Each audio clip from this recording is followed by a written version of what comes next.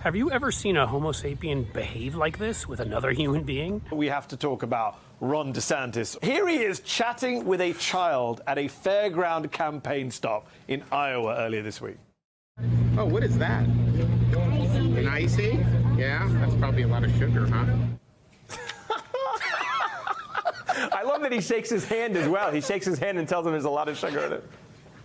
He doesn't seem to know what an icy is or have seen one before, and he thinks that the appropriate on-camera response to a child eating an icy is to shame them for its sugar content. Yes, folks, that wasn't AI. That was Governor Meatball, Ron DeSantis, who doesn't seem to be able to interact with anything non-robotic. Hello there, young girl. Are you eating too much sugar?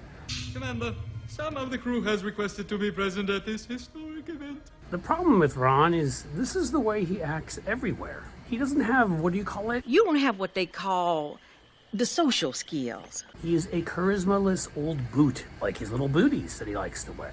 And this has become a real problem for a party that was counting on him to be the guy to take out Donald Trump. So let's back up for a second. What's the real problem here? The real problem is 30 years ago, the Republican Party had an actual program. They believed that instead of the government, they would try to use more of the market, an individual mandate. That was a Republican policy. It came from the Heritage Foundation. It was the basis of Romney Care in Massachusetts. And when Barack Obama used it, it became the Antichrist. There was also cap and trade, where you would get carbon credits. You wouldn't just have a carbon tax, there'd be credits and companies could trade them. More market friendly. But again, it sort of solved a problem. And Republicans came to attack government so much and create so much paranoia about it that they couldn't be trusted by their own base to solve problems anymore. And they didn't want to be. So they came to need hugely charismatic figures. Donald Trump, a reality star, sense of humor, yes. He's funny in an evil, I'm a total fucking asshole kind of way, but can be funny, is a guy they can sell. Or a football star, Herschel Walker, or Mehmet Oz, people like that who knew how to act in front of a camera.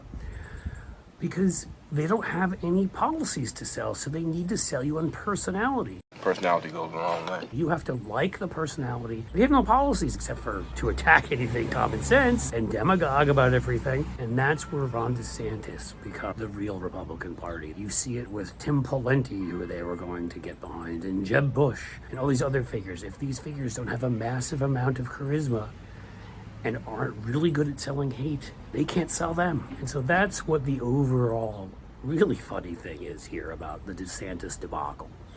Is this schmuck who can't talk to people.